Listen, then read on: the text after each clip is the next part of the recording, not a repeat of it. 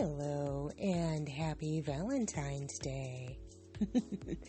I hope you are celebrating if you feel like celebrating it. If not, hey, more power to you. So I am newly off of a food poisoning rant. Yeah, that was all kinds of fun, and I believe I know what gave it to me.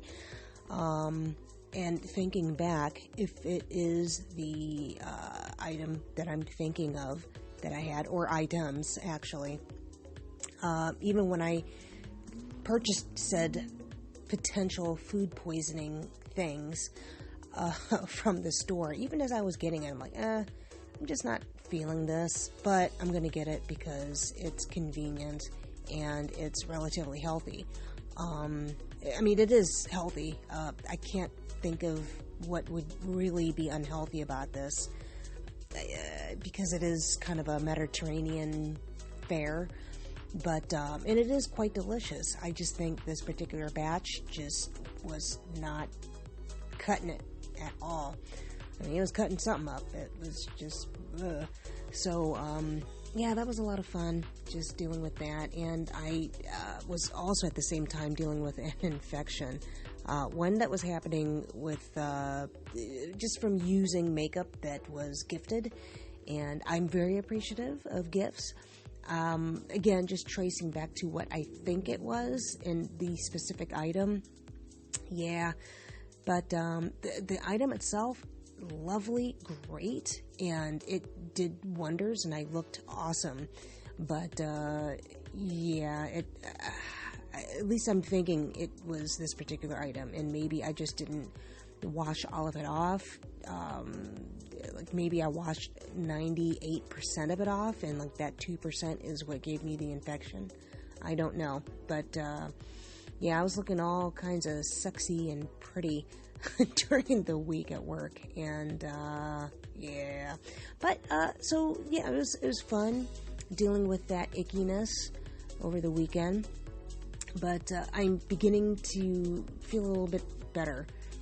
I am no longer making myself eat very bland foods, and yes, I said making myself. I love food. Do not get me wrong. I love food, and I've put on quarantine weight, and I'm not proud of it, but hey, it happens. And so I had like half a piece of bread yesterday, and even that I had to make myself eat it. That's how sick I was. And really, I only made myself eat it because my body was like, I'm going to make you sick because you haven't put anything in your body at all whatsoever, aside from water. And yes, I can live off of water, but my stomach was just greatly protesting, and I could feel myself getting ill just from not having anything at all. So, yeah. So, yeah, being sick, it is like the best diet ever. Well, that and poverty. I've always said that. Being sick and poverty definitely keeps one's waistline a bit more trim.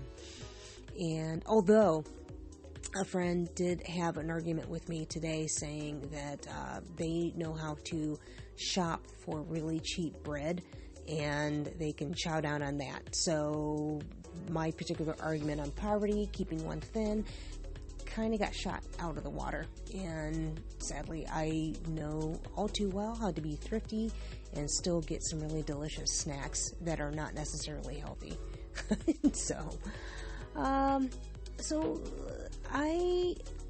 Last week I think I started to talk about New Orleans and my time in New Orleans, and seeing as how Mardi Gras, or Fat Tuesday for those who are not of the Francais persuasion, Mardi Gras. I have never hung out in New Orleans for Mardi Gras, and it is not for lack of invites for that specific time of year.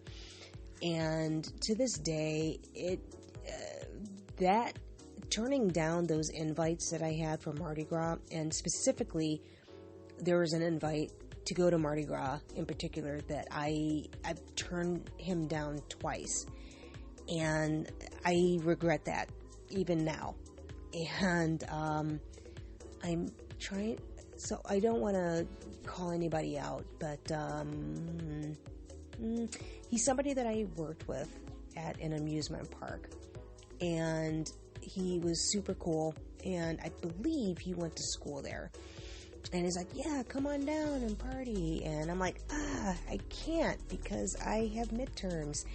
And I could not be that irresponsible. But I thought, could I? I so wanted to go, but I'm like, no, I'm going to be responsible and study and do all that fun business. And yeah, that's my one regret, is that I didn't go down there for Mardi Gras, and who knows what would have happened to me or how my life would have changed from going there either of those 2 times during Mardi Gras. For all I know, my life could have had the same trajectory. I don't know. Or maybe it would have changed. Maybe I would have found a different line of work. Maybe I would have found a reason to go to grad school there. Who knows? But, yeah, I wonder what Mardi Gras Mari would have turned out to be. So, my one and only time so far being in New Orleans, it was, I think either during or after I worked at the Cleveland Playhouse, and I decided to go on a vacation, and it was I don't know if it was like my first vacation that I took solo, and I'm like, you know what, I'm just gonna go. And I had a friend, a fellow actor, who I don't know if she was going to school there or if she was just living. No, I think she was going to school. And she invited me down, and I said, all right, sure, I'm going to go now. This time I'm going to go. And I think it was based off of having those regrets of not going to New Orleans and also not going to Mardi Gras, like for all the occasions that I had been invited. And so I went. And I went down there for the Heritage Festival, which is mainly known, I guess, to the widestream masses as the New Orleans Jazz Fest. And this Jazz Fest takes place usually, I don't know if it like because of like the calendar and how it moves around, I don't know if it switches, but as I understand it, and from what I remember, it usually happens the last weekend of April and the first weekend of May. And I cannot remember. Oh, I think when I went, this was like the last weekend of the Heritage Festival is when I went. And so I was down there for, I don't know if it was just that weekend or if it was a long weekend. I really can't remember. But I just hopped in the car and drove down. And it was a long drive, because I think it was like 20-something hours to get there, I think. I'm having a hard time remembering. But, yeah, it was enough where I'm pretty sure I spent the night someplace, whether that was like in my car or in a hotel room. I cannot remember. But yeah, I got there and I had been dealing with traffic and just craziness, and I was just wired and tired and driving and the people and trying to find the place. But surprisingly, it was very, very easy to park. Like, I had a parking spot like pretty much right in front of her building, and if not like just feet away from the front door of her building. So it was great on that front. And interesting enough, like if you go like a few more feet, it's like you can tell where there's like a difference in the neighborhood. So I'm like, I hope my car is okay. So I'm like, nobody put any bad juju on this, and be cool. So I get in and she opens the door. I'm like, oh my gosh, it's driving people and trying to drive, and I was just like, basically in that mindset of my shoulders were pretty much like up to my ears, if not going up to my eyeballs, and just being stressed out and just a spaz. And so she's like pretty much just like waving her hands in front of me, and she's like, here, smoke this. Because she's pretty much like, calm the F down. I cannot have this in my space at all whatsoever. And from that point, I think I pretty much stayed high, drunk, and tripping like the whole weekend. It was a lot of fun. And so it was great because it's almost like I was in my own hotel. Like I had my own room and my own bathroom in her apartment. It was very, very nice. I love my wealthy friends. But it was great. And she has really cool friends. And we went to some place, the first night, went to some hole-in-the-wall place. And this is the other thing I loved about it. I didn't do any touristy stuff while I was there. It was just all local stuff. 100% local. With the exception of, because I'm there, I should do this, which I'm glad I did. But anyway, so, what was it? That first night, went to a hole-in-the-wall, and it was, some, divey bar. The front part is, pretty much where you could sit and eat. I just remember it being packed and a lot of people talking loud and just, it was a bar and everybody's having a good time. And the back part had some more seats. I remember, we just had cheap beer and cheap cardboard pizza, but it tasted really good, surprisingly. And I remember this was the first time that I had seen a washer and dryer at a bar. And I'm like, you know what? That is genius. Why don't I see more places like this?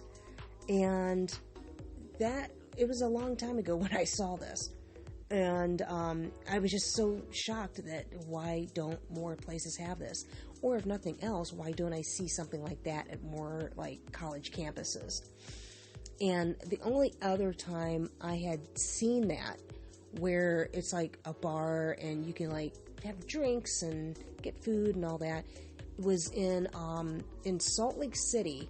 They have a laundromat. I don't know if it's still there. I think it is. And it's on this little plaza. I think there's one of those metaphysical stores, or a bookstore where you can get cool books and stones and crystals and things and just whimsical stuff. And I don't know if it's a spa, but it's 3 or 4, maybe 5 businesses on this little mini strip plaza, and it's very serene looking, and it's almost hidden and tucked away, but it's on a main street. It's very hard to explain this, but that's just how it is. And at least that's how I remember it. But anyway, this laundromat in Salt Lake City, Utah, it had 2 levels. Upstairs, you had all the washers and dryers, and you can order food. I think minimal amount of food when you're upstairs, and you can still get beer and all that stuff too. If you go downstairs where they have more seating, they have a more extensive menu, and I think they serve basic beer and wine there. And so yeah, I made sure that I indulged while I was doing my laundry there, and I'm like, if it's here, I'm gonna partake of it. And why not? I mean, what better way to spend waiting for your loads of laundry to finish? And I think if you go downstairs, they have a little indicator of maybe when your laundry's done, I think, or maybe they do the number thing, if you're upstairs and you order food. Now I can't remember. And I think I might be confusing it with another spot that's also in Salt Lake City. It was my first time seeing or being at a movie theater that sold beer, and this was before it became a trend. So I can't remember the name of the place, but they had a couple of different places. Wow, actually Salt Lake City is a pretty cool town and very progressive. Yeah, and I had a good time there too, but now I feel like I'm digressing on different stories here. Alright, maybe I'll tell the Salt Lake story next week. You know what, I'll try to remember that. Talk about Salt Lake City next week. So, back to New Orleans, so I don't digress anymore. Let's see. New Orleans. So So washer and dryer there, and I think they only had like one set of washers, or maybe it was either one set or two sets. I can't remember, but it was like small. It wasn't like, hey, this is what we do. It was like, oh, you know what, we'll throw in a washer and dryer. You know, because maybe one of their regulars was like, hey, you should throw in a washer and dryer. Or it's like somebody that like lives above the bar. Maybe they wanted to wash their laundry, but also be able to hang out with their friends. I don't know. I'm not too sure what the story was behind that, but I thought it was cool and revolutionary, and I couldn't understand why I wasn't seeing that sort of thing anywhere else, like anywhere around the country, or like just like for it to be a thing at other college campuses. Like I said, since then, I've only seen that concept in Salt Lake City. Now, granted, this is a long time ago, but even then, I did some traveling, you know, between those two cities and since, and I hadn't really seen that. So, I don't know. Maybe by now, more of those things have popped up, and people say, oh, we've had those things for like 80,000 years. Let's see what else. The other things about New Orleans. So my friend did take me to the French Quarter, and we had a lazy dog. We sat on a stoop. We ended up getting a beer and getting a lazy dog, and this thing was like the best hot dog ever. And lazy dog is like quite common there. I don't know if that's like an eastern half of the United States thing, or if it's just New Orleans, but lazy dog was it there. And yeah, it came from a vending cart, but this thing was delicious, absolutely delicious. And we sat on a random stoop and just ate our dogs and drank our beer, and we were just chatting. And while we were talking, like out of the corner of my eye, like I could vaguely like saw it, but it didn't register. Yeah, sorry, I'm slurring my words. It didn't register what was going on because I was focused on my conversation with my friend. And so I like this act was going on. It was like I subconsciously saw it, but not quite consciously. Kept talking, and then I don't know, like what's going on. Like something registered, and I don't know if it was like in a movement or by the way, like a look that was shared. But finally, something happened, and I registered, and I was like, whoa, oh my gosh, like, I think, what? And this kid, like, pretty much, like, mere feet from where we were, it might as well have been directly in front of us for how close it was. But it was just, like, off to the side of us by, like, mere feet.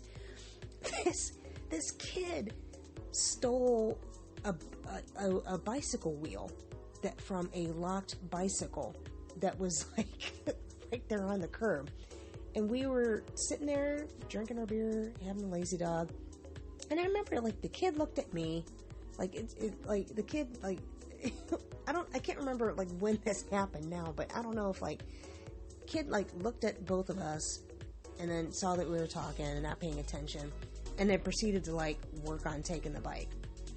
And then I think once, like, a movement had happened that made me, like, snap out of, kind of our conversation.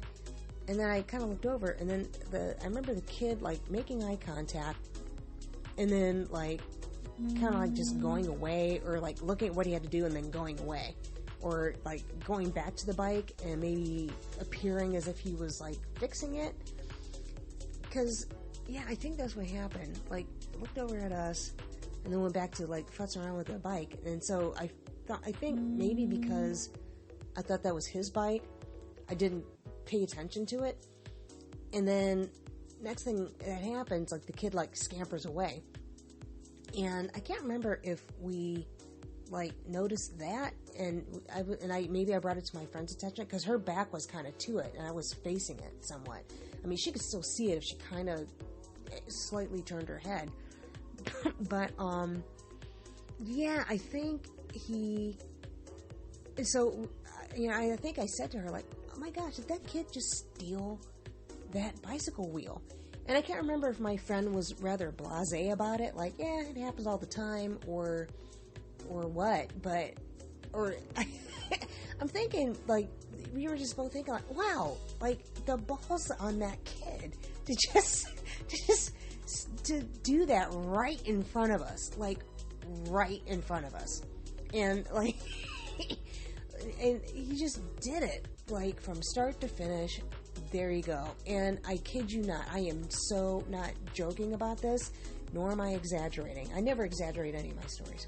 So, mere minutes after that, the owner of the bike shows up and looks at his bike, looks at us, and we look back at him, and we just, like, without saying anything, we just shrugged our shoulders. We're like, well, and he's like, oh, and he was, like, just so pissed off, and I don't blame him, especially because I wonder if we were there when the guy rolled up with his bike and locked his bike up, and we were just sitting there just having our dog and drinking our beer. And then the kid came along, stole the bicycle wheel. Guy came up, same two women are sitting there with the same, I don't know if we were done with our dog or we were still drinking the same beer. Like, that lets you know. I mean, we weren't there that long. And just pissed off, like, why, like, and, like, nothing was said. If anything, it was just mere sounds, and it was him like, oh. And nothing was said at all. It was all just like us shrugging, him looking at us, being, like, annoyed and pissed off that we didn't do anything, him just being annoyed and pissed off that now he has to get a new wheel for his bicycle, and just that hassle and frustration. But you know what, I feel for the guy, and I've had plenty of very costly items stolen from me, and, things broken into, and so I get it, I know it, but it was comical, especially because we were just sitting there, we didn't even notice that a crime was taking place, and even when we did realize it and the kid took off, it's like, oh, okay, we're so chill about it. And so, let's see, and I can't remember if some of us went to Cafe Du Monde and had breakfast there. I don't know if we had breakfast there or if it was breakfast someplace else. But all that I remember, and I think this might have been that first morning there, we ended up going to brunch, and it was and I was still in my, like, go mode and list and organization and time, people, time. And I still wasn't, like, in my New Orleans vibe or mindset yet. And I'm like, oh man, this is, like, taking so long. And I swear, like, the service, there was no sense of urgency at all whatsoever. And, yeah, and it was just like, oh, you just gotta wait. It'll get here when it gets here. And I'm like, oh, man. Like, I cannot tell you how long. It was a long time. But I tell you what, once we got our food, it was absolutely delicious. Like, delicious. And, yeah, the food there was just bomb. Like, anything I ate was just so good. And, much like that cardboard pizza, which, like, the way that it looked was like one of those cheap, like, Totino's pizza that you get from the store that's like $1. And it's like, when you are the most drunk, like, you'll eat that. Because it's just something just to soak up the grease. But no, even the cardboard pizza that we had at the dive bar, that was good. What's another thing we did? I know we went to the French Quarter, and that's where we had the lazy dog and watched the theft in action. And I did a quick drive-by of one of the cemeteries there. Didn't go through. And I remember, I think we went to one of the days of the Heritage Festival. I think we were there on a Saturday. We were there for quite some time. And it was just very cool, just checking out all the different stages and the tents. And the gospel tent, of course, was just amazing.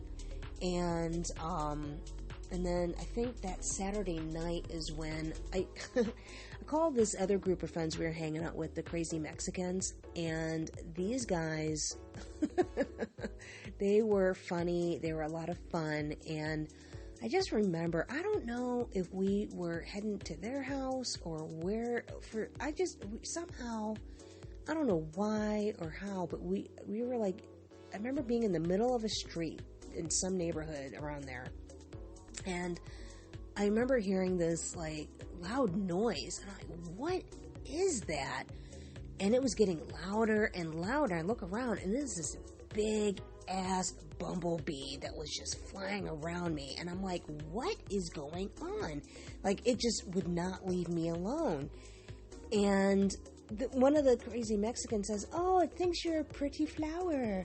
And I had on this like very vibrant orange, which now it's not so vibrant, but then it was a very vibrant tie-dyed sort of like orange, red, like those hues, splotches of color. Didn't have any white, but it was primarily like the orange, red, maybe a hint of yellow in there. And it's a t-shirt I got from the Rock and Roll Hall of Fame, like when it, I think, was it when it first opened? I can't remember. But it was like one of those like vintagey like type of t-shirts. And so yeah, one of the Crazy Mexicans said, oh, it thinks you're a pretty flower. And I'm like, no, I cannot have that. So skip to me like trying to like slowly walk away from it, but it keeps following me, and I know better than to run. So I'm like, oh my gosh, if it's attracted to this shirt, I'll just take it off. So here I am. I just took off my shirt. I'm in my bra in the middle of a public street. Like, it's in the middle of the day. And I'm just taking it off. I'm in my bra, and just, for my fear of just having this love fest with a bumblebee. And, but that did the trick. So I either scared off the bumblebee with my nudity, or it realized, like, once it was able to, like, check out my pretty flower, which it didn't look like a pretty flower t-shirt, but, still is that vibrant of colors where it actually thought I was a flower. And it checked it out and realized, oh, this is not what I wanted. Screw you guys. I'm out of here. And, I took off, and I was able to, I gave it some time, was able to put my shirt back on, but everybody thought it was the funniest thing. Basically, the fact that I was freaking out, and it kept following me around and would not leave me alone. Yeah, I remember them just laughing their asses off at that. And the fact that I just got naked, which I would never do in public like that. Although, okay, there were a few other occasions, but for this one where I would just like, hey, let me take off my shirt. No, this was just out of necessity. And I can't remember if I was wearing a decent bra or not. I probably wasn't. It probably was like something just boring and white. But still, I had to do what I had to do to save myself. And so let's see, Sunday, I know that I think the Crazy Mexicans, they threw a party, or they invited us to a party that somebody was having in that neighborhood. I think that's why we're on that street. But it just felt like we were just like meandering along on some very wide but beautiful, like quiet-ish street in New Orleans. Like it's very beautiful. I remember that. And I can see why people would film there, like that's how beautiful it was. And went to some house, and I remember, like, I think they had a porch, like an upper deck porch, and, because it kind of reminded me of, like, some of the duplexes that are in Cleveland, when I would hang out at my grandma's place. And but only the ones in New Orleans have that, like, very southern, like, historic French, like, colony sort of, well, you know how things look. So yeah, I went to the party there, and remember just having even more fun, and yeah, I don't think I was sober any of that time I was there, except for when I drove down. Yeah, and, so, yeah, the party, yeah, and there was a lot of food at this party, too. I remember just a lot of, the silver platters of food that somebody, like, made, and just eating so well, and drinking well, and just, we partied. And I don't remember if anything else happened that night, because I felt like that was during the day. I know we had to have done something. I just don't remember it. And I know Sunday, that was the last day of the Heritage Festival, also known as Jazz Fest. And that we ended up going to earlier in the day to really partake of a lot of the groups and the festivities. I remember, like, a whole bunch of us went as a group and walked around a little bit, and then I remember we hung out and sat down someplace, and I don't know if it was my friend or somebody else, like, hey, let's do some acid. And I'm like, oh, okay. And I'm like, woo, here we go. And it was on. And somehow, I remember going to the gospel tent, and I remember checking out one other tent, and somehow I got lost from my group. I don't know how it happened. I don't know if I'm just like, ooh, something shiny, and I just, like, wandered away. I have no idea. But next thing I know, like, the Doobie Brothers are performing, and I don't even know how we found out about that. I don't know if I just wandered someplace, and I'm like, oh, who's playing here? And then somebody mentioned, hey, it's the Doobie Brothers, and Michael McDonald's coming. And I'm like, oh, hey, let me check this out. And so I stood where I was, and I'm like, I don't like this spot. And so I just kind of kept wandering around, and I'm like, I don't like this spot. Kept wandering around some more, and I'm like, you know what, this spot is just right. And it's not like it was close to the stage or anything, but it was just like, I don't know, the vibe that I got at the time. And I'm like, yeah, I'm just going to hang out here. And next thing I know, like, I happened to be, like, with a group of people who were from Dayton, Ohio. And I'm like, oh my gosh, yeah, I'm from Ohio too, woo. And so we, like, bonded that way. And I just kind of, like, I was welcome into the fold. And then there were some other people that kind of, like, lobbed onto our group because they're like, oh my gosh, you guys are a fun group. And then just more people kept on joining us and hanging out. And we just had this awesome vibe that everybody wanted to be around. And from that, I remember, what is that was that Mississippi Moon? The Blackwater song. I can't remember the exact title, but by mentioning these words, I think you know which Doobie Brothers song I'm talking about. That song, anytime I hear it, reminds me of that particular moment in time in New Orleans, because that seemed to be, for whatever reason, the apex, and everybody was just feeling that. Because it just, they changed it to New Orleans Moon, keep shining on me, and everybody's losing their minds. But for whatever reason, that song in particular, everybody was feeling, and everybody just had this extra boost of happy, and it was awesome. And other things I remember from that particular moment, just having people, like, tapping me, and I'd either be tapped on my back, and I was told, open your mouth, and so I would oblige, and I opened my mouth, and they would spray, people would fill spray bottles of alcohol, and so I would have alcohol, like, spray bottled into my mouth. Another time, somebody would tap me, and they're like, hey, have this. And so, yeah, I was just drinking all kinds of really good stuff. And somebody could have laced it with whatever, and I wouldn't have known. But whatever, if it was laced with all kinds of happy. And it was, like, so blisteringly hot. Like, I got burnt. And the alcohol that they would sell there, they would freeze. And I don't know if because of all, like, things were dunked in water or frozen or whatever, like, the blocks of ice would come out of a lot of these things that people would buy. And so people would just take the big blocks of ice and just run it across your skin. And oh man, that is such a good feeling. It was so welcome and so good. And yeah, there are a lot of really cute people around there too, but just in general, just good people. And so I left that. I was just on this high, and it was a real high from, like, the music, the people, all of that. I had so much fun. And so I felt like it was getting later in the day, and I'm like, I probably should think about leaving at some point, because, I knew I wasn't going to stay in New Orleans forever.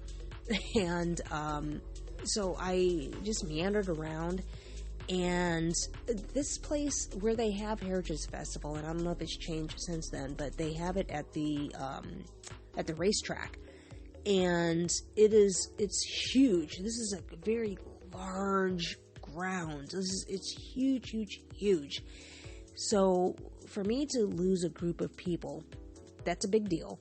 And to lose them at some place where it's like, I don't know if I'll ever be able to find them, just because of how everything is laid out. It's not like, I guess there are markers like, hey, we're going to be by this or by that. But where we were, and I think where I lost them, it was just in one of those, like, huge open general audience areas, But miraculously, I found my friends. I don't even know how it happened, because it's not like any of us wore any distinguishing clothes or had any markers, like a neon bracelet or pink hair, or anything crazy and outlandish at all.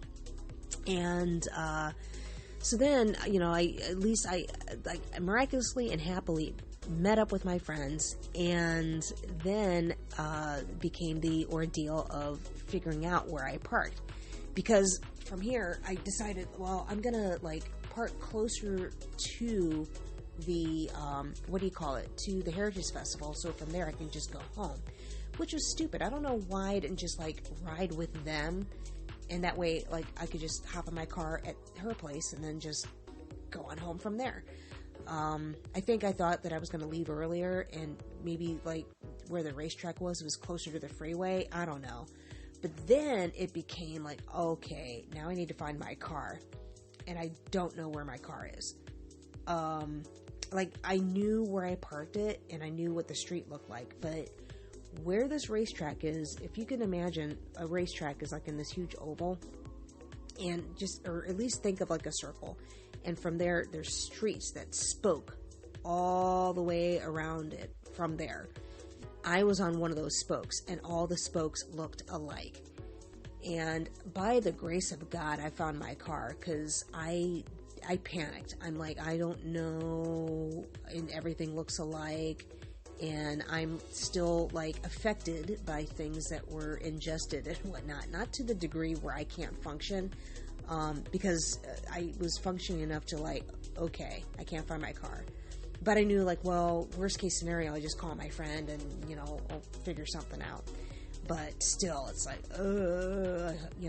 And, but yeah, by the grace of God, on my car, everything was well, and I made it out of New Orleans, and I'm around to tell the tale. So that's my New Orleans story, and I don't know if I'll never, I won't say never say never. So I won't say I will. I doubt I will partake in Mardi Gras, but you never know.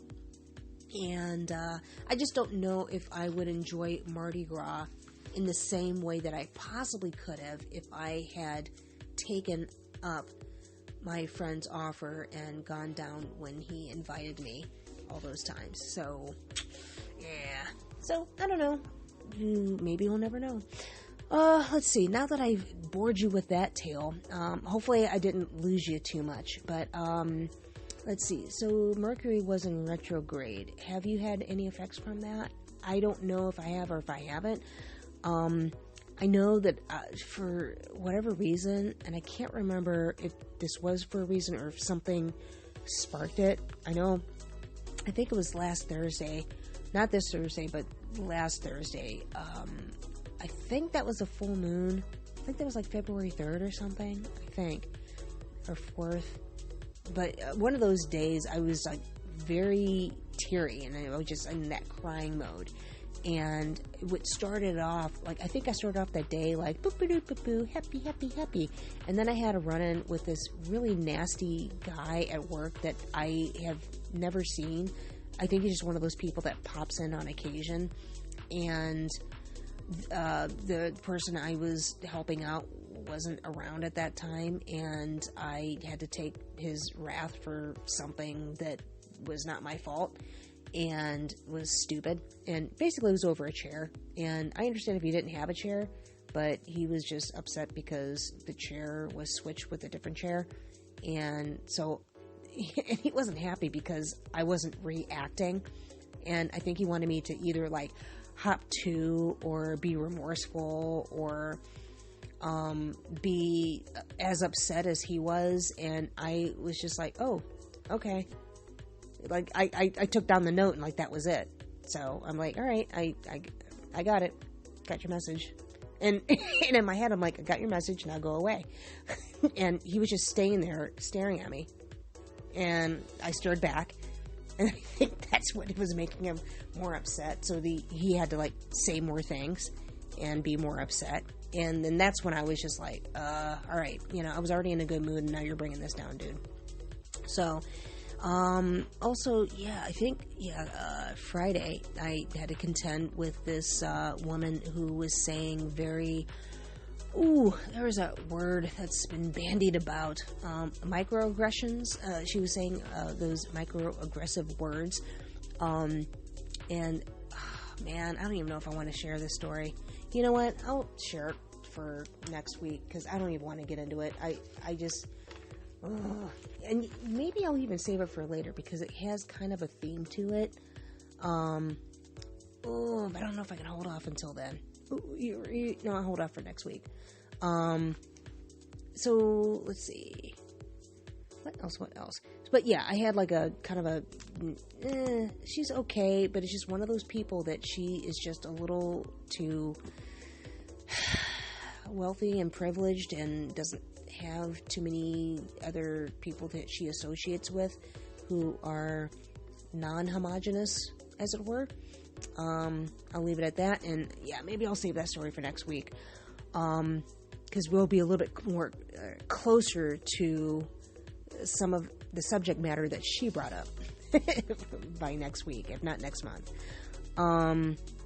Let's see. Oh, well, speaking of Mardi Gras, so this last week, and I think part of this week, or maybe it's just all this week, things are beginning to blur again, but listening to a lot of New Orleans jazz music, or like the New Orleans jazz radio, I think on Pandora or Spotify. No, I think it's Pandora, because it's not my computer. I'm not the one playing it, but they have been nice enough to at least dig the whole New Orleans jazz radio vibe.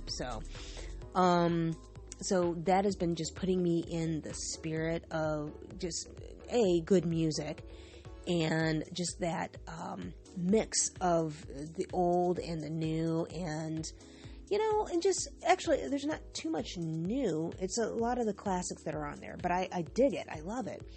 And also, I just realized, sorry, I realized that I brought up a conversation and about this, and I don't know what triggered it, but it's interesting that I thought of this movie.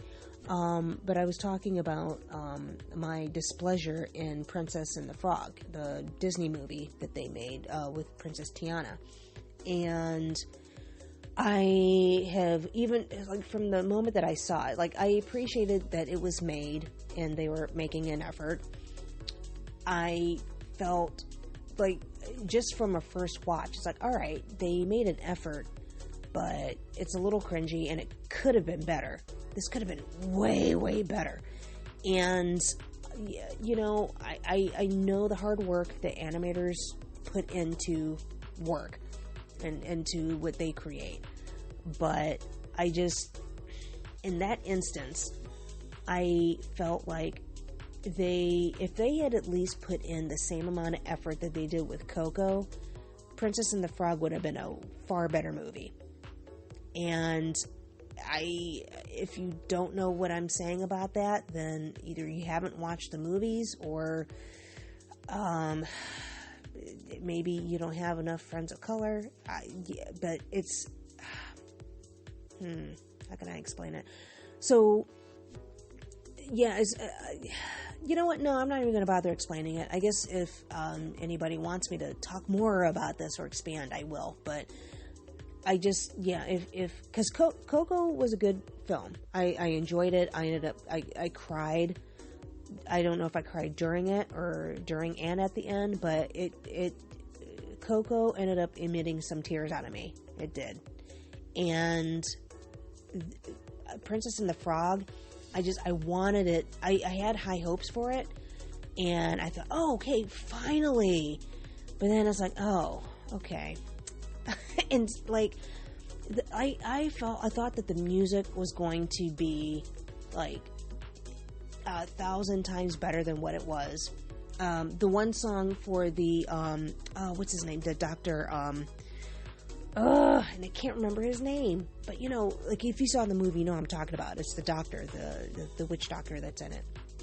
His theme song, or his main song, I thought that was good and interesting to look at, and chilling. It's like, oh, geez, man, it's kind of harsh, but yeah, I guess they were going for it. But you know, if they went for it with that, it's like, why didn't they for other things?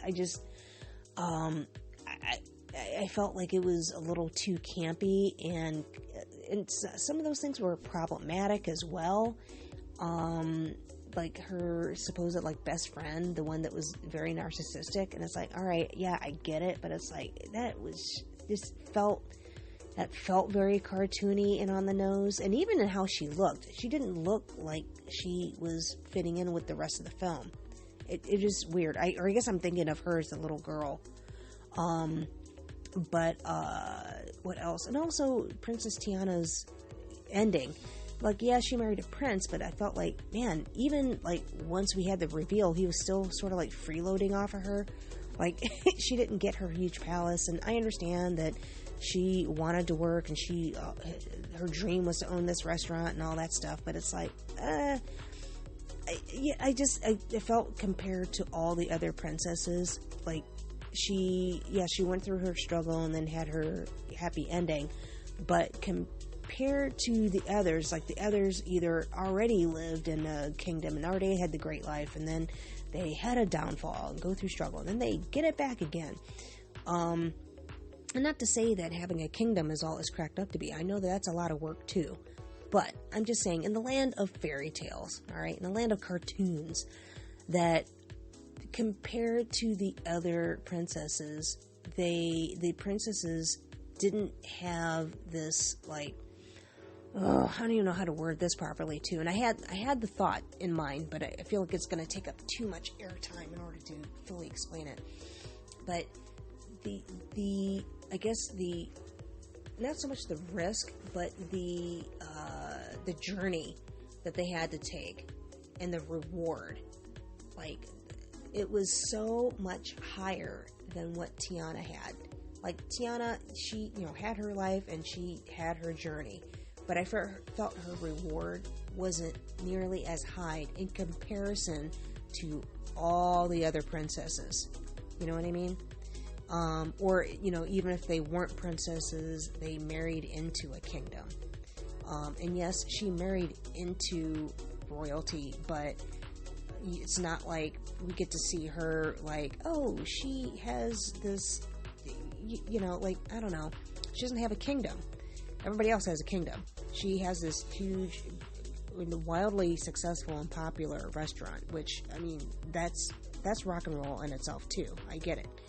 But I don't know. Again, I'm getting upset over problematic things of a cartoon, but still. So, saying that, and knowing that, these things could be done because it happened with Coco, and Coco was good, and the music was solid in Coco, and the writing was good, the animation was good, just the storyline was good. It can happen. We've all seen it with other animated features. It should have happened with Princess and the Frog, and it didn't. And that makes me sad. And, even when researching, or the people, basically there should have been a lot more people of color involved on that particular animation. Even, with researching it, yeah, all of them got paid to go down there and be in New Orleans and have a good time. And so they did their quote-unquote research while they were there. And so I just felt like Princess and the Frog was... It reminds me of... there's an SNL skit that I can't remember. I think James McAvoy was the guest for this one. And it was James McAvoy and one of the other regular casts. I can't remember her name, but they had just gone on a trip to New Orleans, and they were hanging out with their friends, and they had all these affectations of things that were all New Orleans, and their friends were like, you don't talk like that. And they're like, what? Yes, we do. And their whole demeanor and vibe was just all about New Orleans, and yeah, it's laid back, and of course we like jazz. And or people that go to Cabo, and maybe they live in Nebraska, but then they come back with I don't know, maybe they've never worn flip-flops ever, and then they take one trip to Cabo and they come back with Hawaiian shirts and flip-flops, and that's what they wear all the time, that's what Princess and the Frog reminded me of. It's like somebody went on vacation in New Orleans, thought it was cute, and oh, we're going to make a little movie about it. And that's what they did. So it's okay. And you know what? I own the DVD, although I think I've maybe only watched it twice. Once just for watching the initial movie, and the second time, I think, for commentary. I think that one has commentary, or some of the extras or something. But yeah, I haven't been motivated or moved to watch it just because of that. Because, the music could be better. Just all of it. I don't know. Maybe, what? I probably should just watch it and give it another chance and stop poo-pooing it. Alright, moving on. So, that being said, the movie Soul. Excuse me. I know that came out already, on Disney Plus. I don't know when or if it'll be released to the masses, but it is a movie that I definitely want to see. Even before knowing it had a tie-in to it, I think it was 2 or 3 weeks ago, I think, John Baptiste released the song to a video. Or I don't know if the video had a world premiere or the song had a world premiere, one of the two. And I watched it and I was like, oh, yay, this is so fun and peppy, and I was digging it. When I first heard the song, I'm like, all right, this is nice. But I think on the second listen, I'm like, all right, it's growing on me. And each time I listen to it, it grows on me more and more and more. And that spirit of New Orleans is there. You can hear it. And then I find out that I guess I don't know if he is doing the music for Soul, or he has a tie-in with the movie Soul somehow. But then I know 9 Inch Nails is tied in with it, or I don't know if this is 9 Inch Nails or if it's Trent and Atticus that are working on Soul or doing the soundtrack for it. So, but anyway, I haven't seen Soul, but hopefully it'll be really good. I'm looking forward and anxious to watch it, and I'm trying to avoid any and all spoilers for it. A couple kind of came through just in seeing titles, and it's like, I don't want to see it. So I know I need to see it soon at some point, so hopefully that'll happen. But yeah, his song, I think it's called Thank You, I know Thank You is in the chorus. But I look at that song as sort of like the new fun time bouncy song of the year. much like another artist was for another animated movie. I'm not going to name it because I don't want to get it stuck in your head, but I think this one, John Baptiste's song, I think that will be the new fun, bouncy song. I can easily see it. It's great. And it has, it's timeless and timely. Yeah, and it's feel good, it's nostalgic, but it evokes joy, and yeah, I'm down for it. You know what? Speaking of music, we're just going to stay on a music train. So, speaking of New Orleans and staying on that trip, I stumbled across a group called the Menahan Street Band, and they have a song now out that's called The Duke, and it's all instrumental, and I just absolutely love them. And I think they are or have been a house or a session band for very big name artists. And also, once I started kind of digging through those particular crates, I realized that, their music sounds familiar. Like, I've heard them, the music played for station breaks for indie radio. And then I realized that, I think Jay-Z sampled, one of their songs. And I'm not too sure what it is. I think I know what it is, but...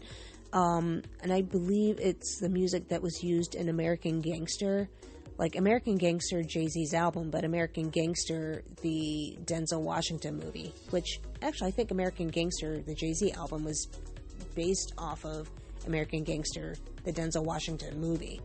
But anyway, I think the song that might have been the one that was sampled is called The Crossing, and it has a very Sergio Leone feel about it. So just take a listen to it and you'll know what I'm talking about. Another New Orleans song that I stumbled across this week, the song is called N.O. Sunset, New Orleans Sunset, but it looks like no sunset, but it's New Orleans. And it's by Kabe. I think it's Kahbay, and it features DJ Black Pearl. And I think this song came out in 2016. No Sunset, or New Orleans Sunset by Kabe. And it's from this, it's from True New Orleans Mixtape Volume 1. I think that's what it is. But, or Greater New Orleans Sounds. Yeah, that's what it was. Greater New Orleans Sounds, and it's from True New Orleans Mixtape Volume 1. And it has a really chill, cool vibe, but it's New Orleans, but it's slowed down and just chill. And it's almost borders on reggae, but having an island sound. And it's listening to the lyrics, he found a way to rhyme evening and green. That's all I'm saying. So check out that song so you can figure that out. So, okay, so what I'm going to do, I know I've just been going on and on and on, but this is going to be a section of music, and this is some of the songs that have stood out to me, and some of them that are new, some that are old. It kind of ranges, basically, but they popped up on my radar. And I won't spend too much time on these, so I'm just going to go bam, bam, bam, bam, bam. So bear with me. All right, so starting at the beginning of this month. So I'm going from beginning of the month to the end of the month, what I was kind of checking out. And actually, you know what? All right, this particular song, I'm not too sure if I heard this in the middle of the month or if it's later on, but this song, I believe this might have come out possibly somewhere in the mid 2000s, 2005 or so, I think. It's called She's Stronger, and the artist is Nana Adjou. That's Nanaadjou. And I can't remember if I already mentioned that song last week or a couple weeks ago, but I dig the song. I love it. All right, so here we go. First one is Lemon by U2. I'm not too sure why I saved that one. I think maybe because it's I feel it's a little heard or not as heard U2 song. I'm so used to hearing all the other mainstream radio play U2 songs. It it's kind of refreshing not to hear the same thing all over again. So Lemon by U2. Gerb Song, G-U-R-B, Gerb Song, by a band called Magala or Magala, M-I-G-A-L-A. And so the song, like, I don't know why I saved it. I think it was just something about it that just drew me, and I don't know what it is, but if you read the lyrics, it's like, oh, okay. So the lyrics are kind of like, you know what? Actually, now that I'm looking at it, like some of the songs here, it's like, oh, this might be love inspired. So check out the lyrics of that song, and you'll see what I'm talking about it being part of potentially a love inspired like playlist. I'm not sure why it is on my particular list of songs to check out, but it's apropos. And it starts off a little weird, but keep in mind that Magala is a rock band. I don't know if the song is from like mid 90s or if they formed in the mid 90s, but they are a rock based experimental band, and they're from Spain. So check them out. Gerb Song by Magala. For No One by the Beatles is just a cool sounding song, and you know what? It's the Beatles. And again, it's not one of the mainstream popular ones that you hear all the time from the Beatles, although it is a popular song. For No One, the Beatles. Let's see, I think, yeah, I know I've mentioned this already last week, but I'm going to mention it again because it is just that funky. The Counts, and the song is What's Up Front That Counts. And I am still bumping that tune, and it can, like, you can just hear all throughout that song where it is heavily sampled. And again, I know I've said this before, like, I've heard the song before, but I can't remember where or why, but I know I've heard it, and it's well before, like, this week or last week, well before that. Let's see, No Show Tonight by Phoebe Snow. That one it's weird. It's sort of like it's a Carole King, but funky. Not that Carole King can't be funky, but it's like, I don't know how to describe it. And her voice, it's like, just check it out. No Show Tonight by Phoebe Snow. It's a beautiful song. Let's see, Who Knows Where the Time Goes by Sandy Denny. That has a folk song, but it's, I don't know, I love it. It just has a very good feeling about it. And, yeah, just, I don't know, good everything. What else? Oh, Shine by Transatlantic. Not too sure why I have that one. I think maybe it was just like the mood I was in, because it has kind of like a like Americana folk sound about it, if I remember correctly. And a side note, this involves Fleetwood Mac and the Coliseum, and because I've gone on and on for so long, I think I'll save that one for next week too. So all right, not gonna be sidetracked. Alabama Song. I think it's like in parentheses, it's like whiskey song or whiskey bar or something like that, I think, and it's by The Doors. That one has a very Bertolt Brecht sound to it, which I believe they were inspired by Bertolt Brecht and his, I think it's something like, I can't remember it. It's like Far Away, something in the dark, or something gold. And it's based off of something that Bertolt Brecht wrote, but Bertolt Brecht, most mainly known, or at least as far as I'm concerned, most mainly known for Three Penny Opera, which coincidentally is an opera that I happened to stage manage when I was in college, and it was the first huge musical that I stage managed at, and it was a huge endeavor. It was the endeavor of his first, and I'd like to think I had something to do with kind of doing or creating and sort of getting this collab going, because I myself made sure that was kind of diverse and dabbled in many different pots while I was in college. And it was the first time that the dance department, the music department, the theater department, and I believe art got involved to create this piece, and everybody had a hand in doing something on it.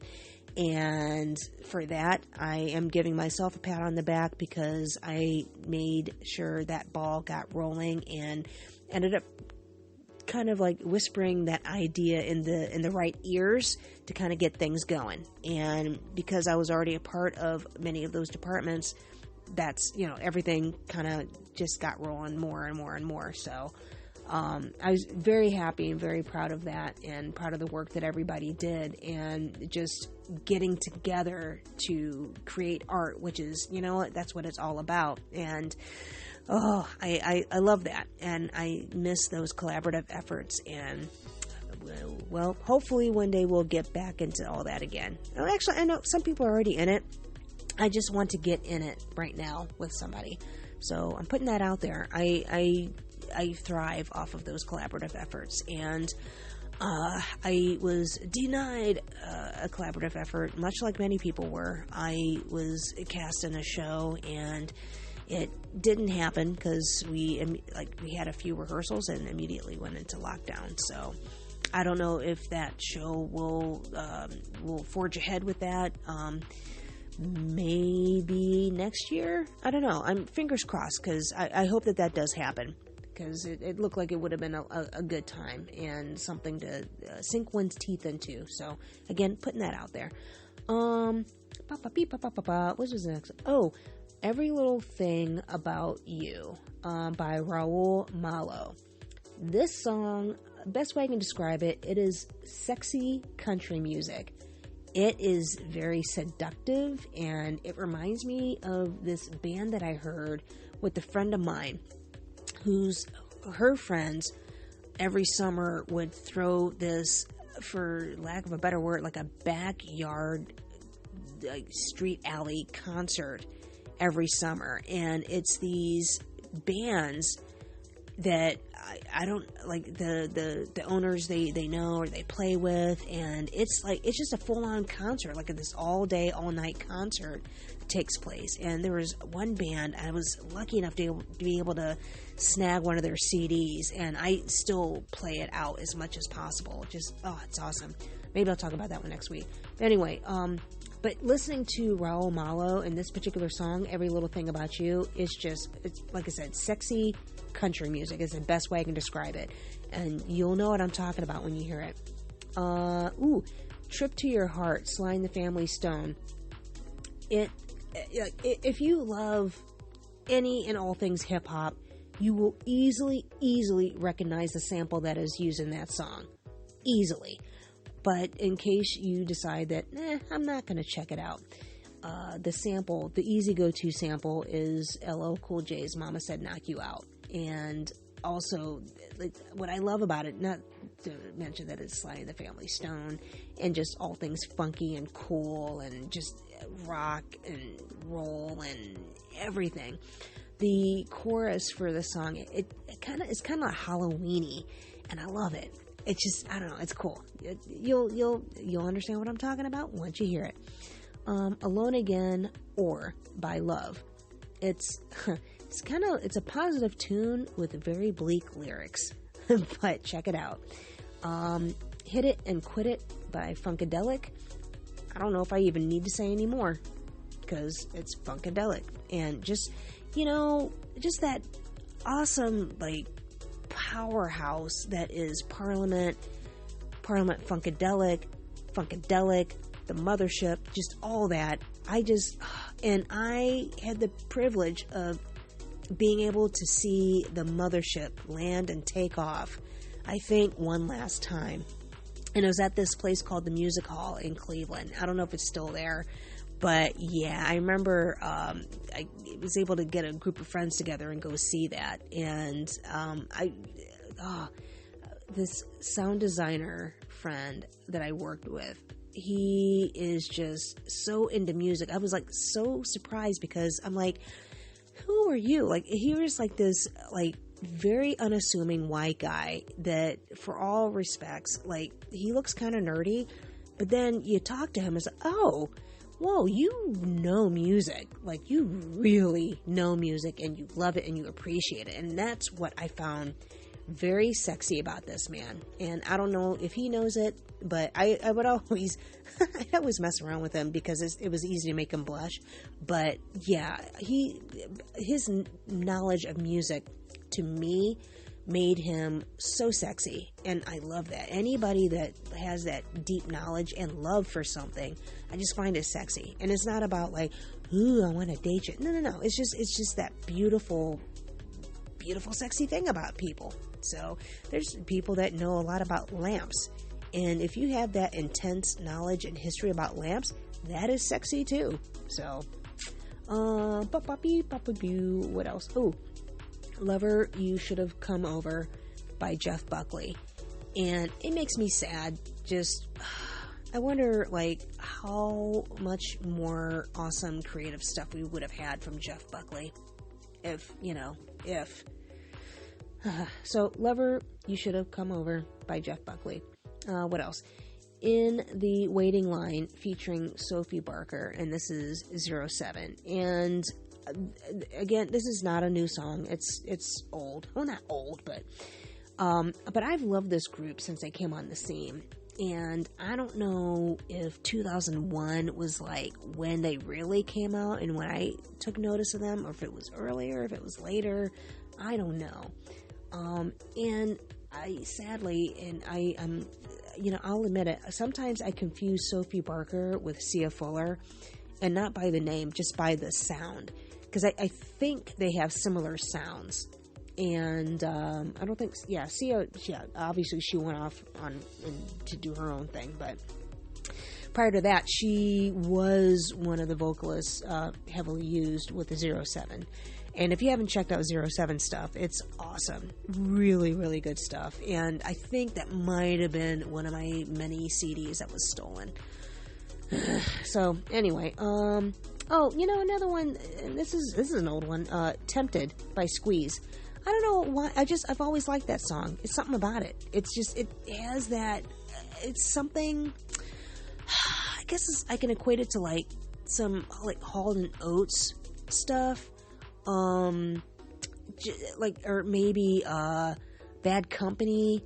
Not saying that that's who they sound like, but just like, I don't know, just like they make good music, and I like it. Sweet Sweet Baby, Since You've Been Gone by Aretha Franklin. And those are the songs that have been coming my way. And so as far as some follow-ups are concerned, I think I already mentioned Lee Dorsey, Walking in the Coal Mine. That, I can't remember. Yeah, no, that was sometime this month too, I think. Or maybe it was last month, and I'm cheating.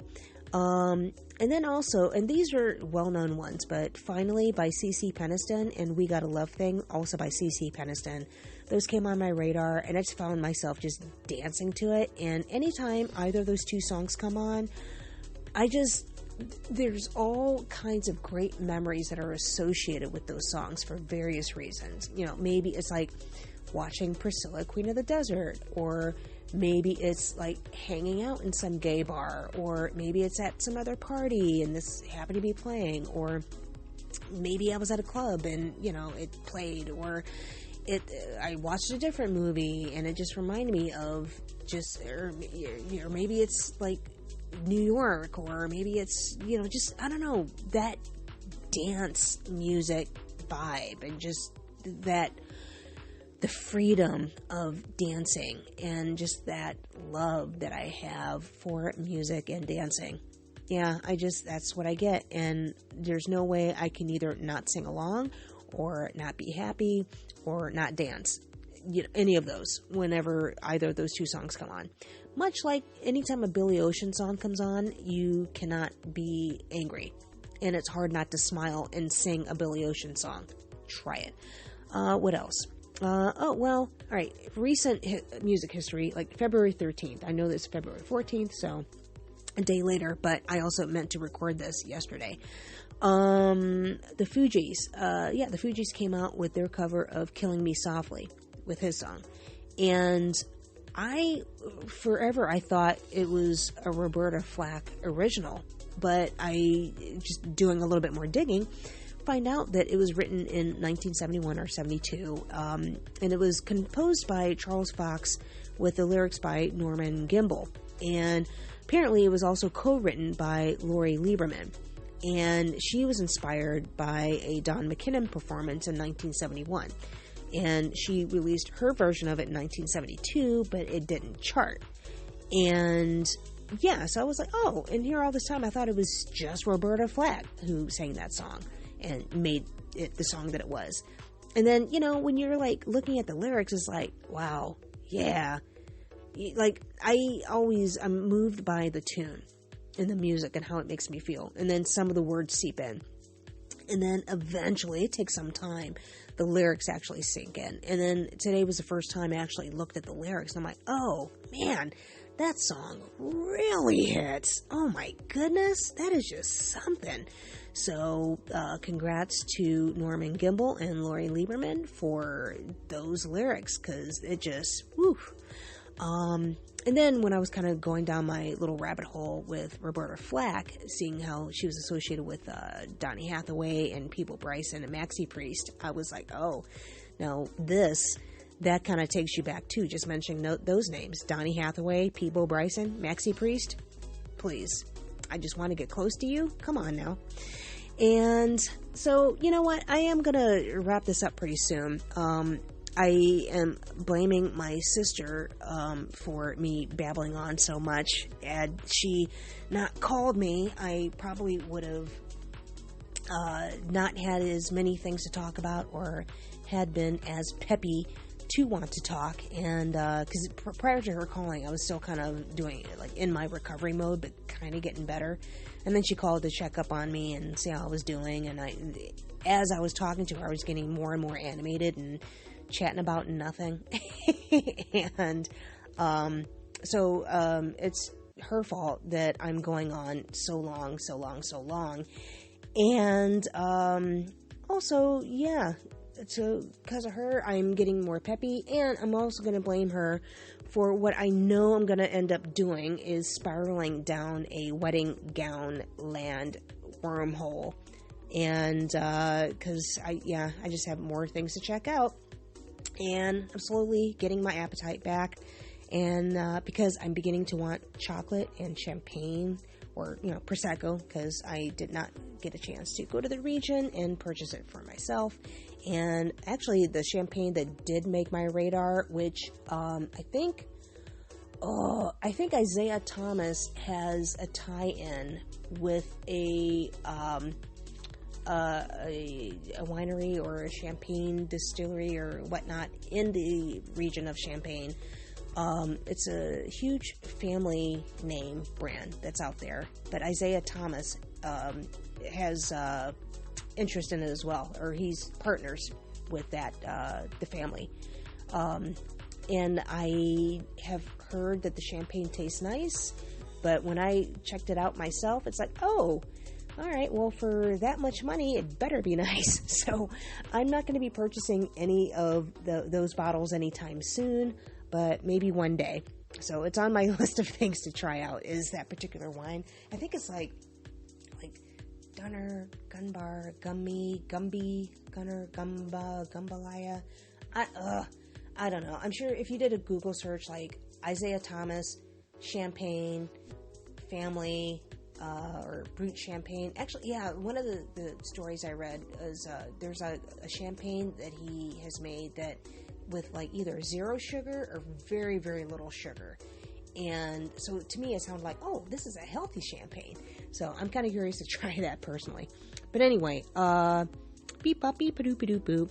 So I am beginning to want the chocolate and champagne or Prosecco, just from seeing others drink it, from some of the videos that I checked out. So I know I'm getting my appetite back, and my stomach has been rumbling like, are you gonna feed me? Which sparked up another question, like, do people really like champagne, or do they like it because others do, or because of a perceived status behind champagne? Much like caviar, like, ooh, caviar, ooh, fancy. And because I think I've had caviar, like I've had like the Bellinis, and I can't quite taste it, but I'm also not trying to taste it. And then the idea of it is like, ugh, really? Much like, foie gras. I just, or, having veal, which really, I mean, if we look at it, like, all the animal things that we eat, it's like, it's not kosher, but, yeah. Anyway, oh, speaking of kosher, make sure you check out Mostly Kosher. They are a klezmer fusion rock band. They do rock, but it's klezmer. You'll hear it you'll hear it if you decide that you want to check them out. So Mostly Kosher. There is a video that they did, and it's like Crawdad or Crawdad Bulgur. Yeah, and you will possibly see a cameo of yours truly. But again, check out Mostly Kosher. They happen to have my same initials. And with that, I'm going to say, enjoy your Valentine's Day. Happy Mardi Gras. And please check out the house floats that people have created for Mardi Gras in New Orleans. It is just, you know what? It is typical New Orleans, and I am there for it. And with that, enjoy your golden hour.